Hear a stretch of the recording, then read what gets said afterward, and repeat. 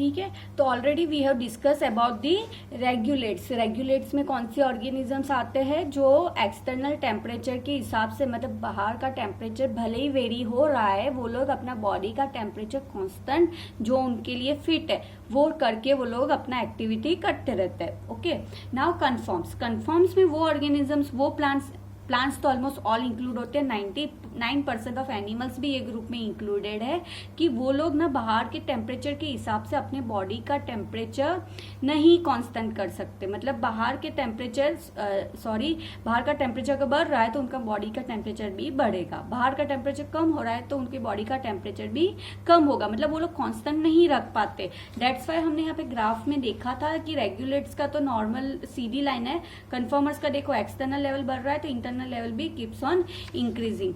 ठीक है, तो ये रहता है। ओके, तो इसको बोलते हैं, यहाँ पे लिखा है इन एक्वेटिक एनिमल्स का यहाँ पे लिया हुआ है कि osmotic concentration of the body fluid change with that of the ambience. मतलब बाहर का टेम्परेचर अगर बढ़ रहा है तो ऑस्मोटिक कंसंट्रेशन किसको बोलते हैं, जो सॉल्वेंट मूव होता है फ्रॉम हायर टू लोअर की तरफ सॉल्वेंट मूव हो रहा है। ठीक है, तो एक्वेटिक एनिमल्स के अंदर osmotic concentration of body fluid होता है, चेंजेस होता रहता है विद दैट ऑफ एम्बियंट। बाहर जो चेंज आता है वो हिसाब से उनका बॉडी का टेम्परेचर चेंज होता रहता है। Water osmotic concentration, this animals and plants are simply conformers. तो उन लोग को हम लोग कन्फर्मर्स में कंसिडर करते हैं। Considering the benefits of the constant internal environment, तो हमें पता है कि कन्फर्मर्स की कंपेयर में रेगुलेटर्स को अच्छा बेनिफिट है कि वो लोग अपना बॉडी का टेम्परेचर कांस्टेंट रख सकते हैं। तो क्यों ये कन्फर्मर्स ने इवोल्यूशन नहीं किया, मिलियंस ऑफ ईयर्स के बाद भी आज वो लोग कन्फर्मर के ग्रुप में ही आ रहे हैं। क्यों ऐसा होता है, क्योंकि हर कोई के पास इतनी एफिशिएंसी इतना होता नहीं है कि वो लोग एफर्ड कर पाए। जैसे कि अगर एयर कंडीशन की बात करें तो हर कोई, ह्यूमन एनालॉजी का ही हम एग्जांपल ले ले तो हर ह्यूमन एसी को अफोर्ड नहीं कर पाता है, तो गर्मी की सीजन में वो लोग क्या करते हैं, स्वेटिंग करते हैं। जितना स्वेटिंग होगा उतनी कूलिंग इफेक्ट मिलती है। ठीक है, तो यही यहाँ पे समझाया गया है कि हर कोई हर चीज को अफोर्ड नहीं कर पाता है, इसीलिए उनके अंदर वो इवोल्यूशन पॉसिबल नहीं होता है। ठीक है, thermo regulation is energetically expensive for many organisms, इसीलिए ये थर्मो जो टेम्परेचर की बात करें तो वो एक्सपेंसिव बन जाती है।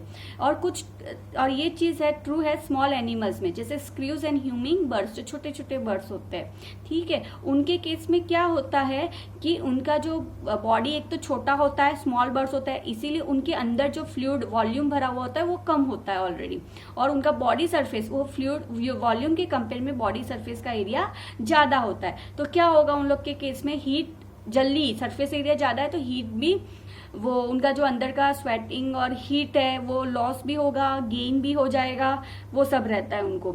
हीट लॉस और heat gain is a function of surface area and small animals have a large surface area relative to their volume. They tends to lose body heat very fast when it is cold outside.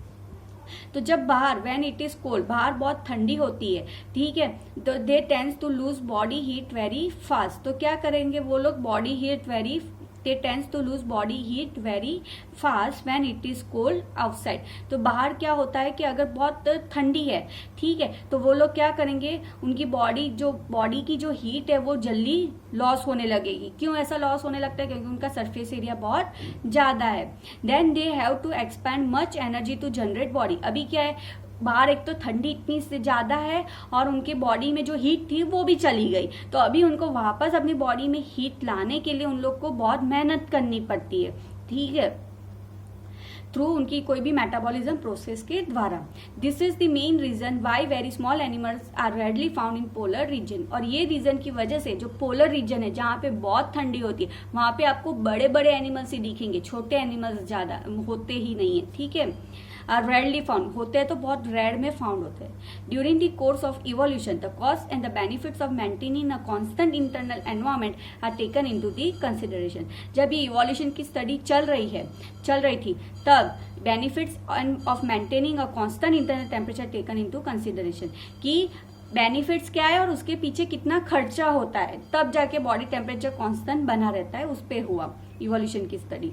Some species have evolve the ability to regulate, कुछ species ऐसे भी है जो पहले confirms थे पर बाद में वो लोग इवोल्यूशन करके रेगुलेट्स में आ गए क्योंकि उन्होंने अपने बॉडी के अंदर वो चेंजेस आ गए, but only over a limited range of environment, but कुछ हद तक, ठीक है, बाद में नहीं, beyond when they simply confirm, बाद में तो वो वापस कन्फर्म है। जैसे कि उनका बॉडी टेम्परेचर बाहर का एक्सटर्नल टेम्परेचर बढ़ रहा है, 20 से 30 हो रहा है, ठीक है, तो वो लोग कांस्टेंट कर सकते हैं कि हाँ चलो इतना हम लोग हमारा बॉडी का टेम्परेचर मेंटेन कर लेते हैं, ठीक है, पर वो कीप्स ऑन इंक्रीजिंग। अगर body temperature keeps on increasing होता रहता है तो बाद में वो लोग अपना बॉडी का कांस्टेंट टेम्परेचर बनाए नहीं रख सकते, बाद में तो उन लोग को एज अ कन्फर्मर ही बिहेव करना पड़ता है, ठीक है।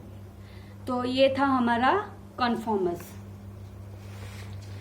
ओके, अभी नेक्स्ट हमें और तो हमने क्या कवर किया, रेगुलेट्स कवर किया, कन्फर्मर्स कवर किया, ठीक है। अभी हमें ये दो और कवर करने हैं, that is migrate and suspend. Okay, migrates का क्या होता है कि organism can move away temporarily. Migrates तो हमें पता है ना कि कभी कभार कोई सीजन में कोई बर्ड्स आ जाते हैं, हमने भी ऑब्जर्व किया ना, बाहर के बर्ड्स आते हैं, ठीक है, तो वो लोग क्या करते हैं ना, वो टेम्परेचर जब उनके लिए सुटेबल नहीं होता है वहां पे सर्वाइव करने के लिए, तो वो लोग कहीं और जगह पे चले जाते हैं, तो उसको हम माइग्रेट बोलते हैं, जो टेम्पररी बेस पे होता है, बाद में वो लोग अपना ओरिजिनल रेसिडेंसी पे चले जाते हैं to more hospitable area and return when the stressful period is over. In human analogy, this strategy is like a person moving from Delhi to Simla for the duration of summer.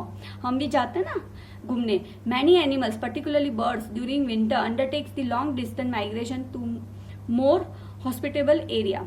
Every winter, the famous Colorado National Park in Rajasthan hosts thousands of migratory birds coming from the Siberia and other extremely cold northern region. तो यहाँ पे हमें बहुत सारे देखने को मिलते हैं। इन राजस्थान में एक जगह है जहाँ पे बहुत सारे बाहर के बर्ड्स आते हैं, ठीक है, साइबेरिया से आते हैं और बहुत से कोल्ड एरिया से भी, नॉर्थर्न रीजन से भी यहाँ पे बर्ड्स देखने को मिलते हैं। तो this comes in migrates. Suspend part we will cover in a next video.